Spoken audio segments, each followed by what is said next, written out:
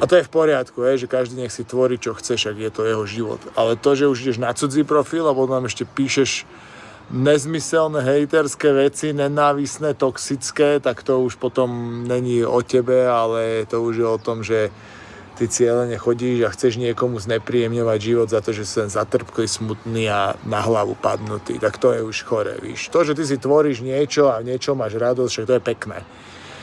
Nemusí to každý zdieľať, tú tvoju vášeň, ale nevidím aj dôvod, aby to niekto tam... Že nevidím ja dôvod, že by som niekomu mal spísať, že čo toto sem dávaš, alebo neviem čo, že však nebaví ma to, prekliknem ďalej a napíšem, alebo lajknem tomu, koho tvorba sa mi páči, alebo s ktorou mám nejaký podobný vibe, ne?